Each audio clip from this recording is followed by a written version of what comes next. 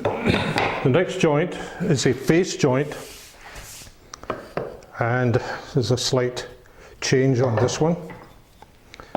This one we use Dowelmax with the angle clamp bracket in place. Now what you do here is find your position or the center line of your piece where your cross member is going to be. Do a dotted line, move out 1/2 inch and do a solid line. Now the reason for the 1/2 inch is that this is 1 inch wide, the reference block, so we have to move out 1/2 inch to get the center core. And we bring this up here to the line, align it to the check mark there, use your set square to make sure it's absolutely true, then clamp it here, and once again drill 1, 2, 4 and 5. Check mark to here, check mark there.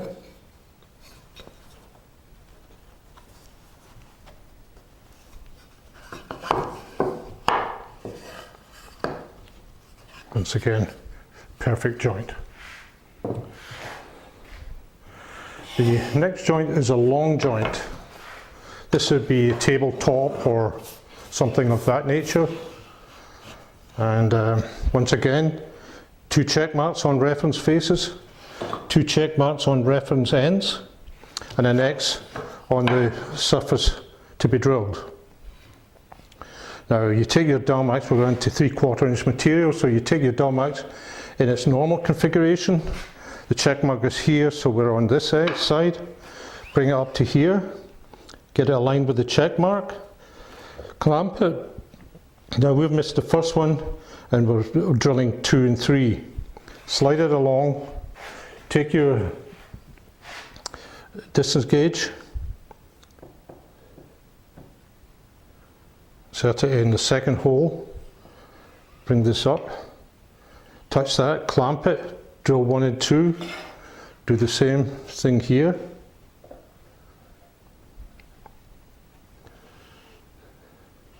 Sorry. Drill 1 and 2 and carry on. It doesn't matter how long your piece is, it will be absolutely accurate. Now I have completed this substitute for a distance gauge. This is just a piece of 3/4 inch stock. I've turned the end and added a ball nose screw just to give it a good pointer. And then I've used Dowelmax to drill 1, 2, 3, 4, 5 holes. You can drill as many as you like. And I've inserted a nice snug dowel to act as the distance gauge. And that would go in there like that. And then Dowelmax here, on there, bring it up to here, and there you are.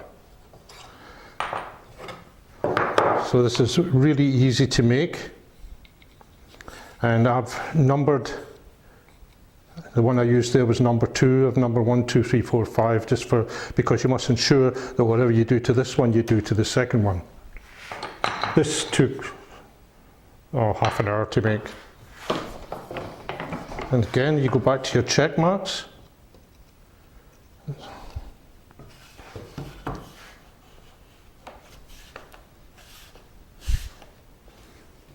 Perfect joint, absolutely flush here.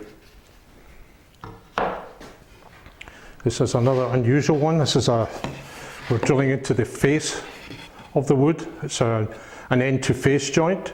Again, these are your reference ends or edges, 2 check marks. These are your reference faces here, 2 check marks.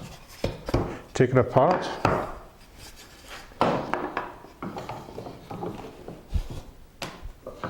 Now to do this one, we'll have to add, again, the angle clamp bracket to the assembly. And so the check mark here to there, and bring this up to the block is aligned with that one. Now we clamp it under here, and we drill 1 and 2, slide it along, and we'll use this again, because this is the one I used for this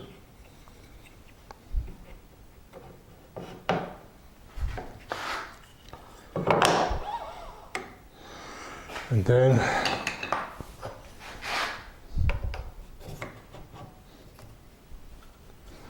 clamp it and drill 1 and 2. That's the next one.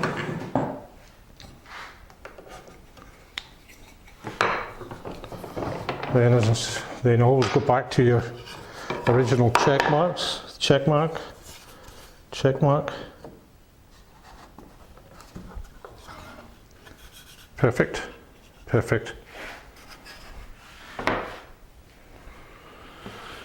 Now this is just to demonstrate the various functions. Now this is undoubtedly the strongest joint in existence anywhere with any comparison.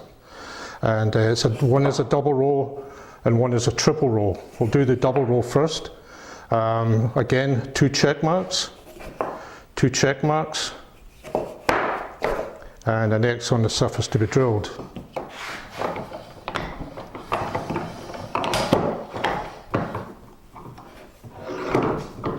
Now, to start this one, we take Dowelmax Jr in its normal configuration, check mark to check mark, slide it up to check mark. There's no check mark on this side, so you can't do this wrong, as long as you follow the rules. Clamp it again using your F clamp, drill 1, 2, 3, 4, 5. Remove that one. Now we add in the 3/4 inch spacer, this one. And I did this with these 2 spacers here.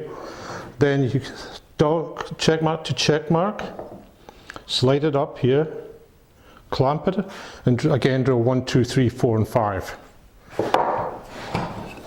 And that's that one. Back to your original check marks.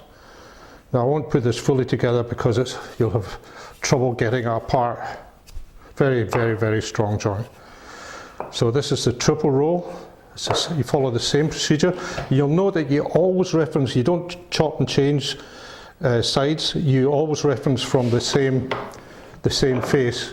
Now in this one we go back to Dowelmax Jr in its original configuration, check mark to check mark, align it with this edge here, the other check mark, and here we drill. In this case we've got to stagger the dowels so they're not fouling to each other because we're doing a triple row.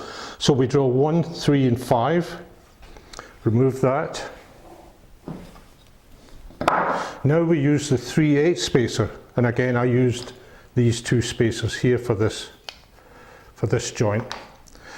3/8 spacer, so check mark to check mark, and then align it to the same faces, the same edges. And now in this case, clamp it, and we drill 2 and 4. That's to avoid contact here. So 1, 3, and 5, 2 and 4. And now we install the 3/4 inch spacer, and again we go back to the same check marks. And check mark up here, clamp it, and we drill again 1, 3, and 5. So 1, 3, and 5, 2 and 4, 1, 3, and 5. And these are all within thousandths of an inch, so there is no other system that's as accurate as this. Yeah, strongest joint you'll ever experience. Now we have what I term a real, as far as I know, this is a breakthrough for Dowelmax. I use this for a drawer construction on the corners. You have a slightly different aspect of approach here. And what we do is there's a shop, these are not in production as yet, but they soon will be. This is a shop-made accessory to allow us to do this. Now we need a backing plate.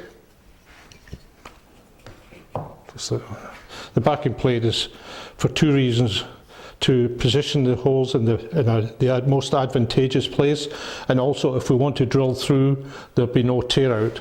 So we get it flush, clamp it here, and we drill 1, 2, 4, and 5. This is absolutely ideal for drawer construction, even with plywood. Then we put it together, and we have a perfect joint. Very, very strong. Now, as I say, this is a real first for Dowelmax. What I've done here is I've used that same backing block, and when you position the accessory, you drill through, and the backing block is to prevent tear out, and then you clamp it and put the dowel straight through, sever it and sand it, and that's the effect you get. Because the dowel's coming out at a 45-degree angle, you get an ovoid configuration, which is very, very attractive. As I say, I think that's a Dowelmax first. The last joint is one I found very handy for my house renovations. This is a piece of crown moulding, goes on at 45. If you have to join these, it's almost impossible to get the joint to disappear. With Dowelmax you can actually do that. So 2 reference faces, 2 check marks. Place it in the workpiece. I do this in the shop and get it all sanded so that it's ready to go on and be filled and glued. And now we use Dowelmax with a couple of spacers.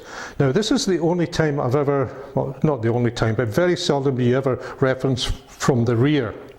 And there's a couple of reasons for that. You don't want to mar this surface, and usually the clamps go on the back end. But in this particular case, because we've got a flat edge here, we're going to reference from the rear end. So we come up to this point here, clamp, and what you can do is use a piece and then clamp Dowelmax and then drill 1, 2 and number 5. When you're finished, slide along, set that, and then drill number 5 again, and you'll have four holes.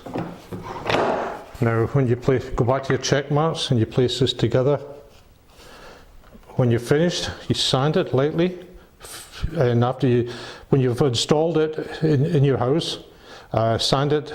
I sand this in the shop before it goes up because it won't change position. And you put it up and you fill it up, and then you fill the gaps and you sand it when it's finished, and you will not see the join. That's the completion of the demonstration of Dowelmax Jr.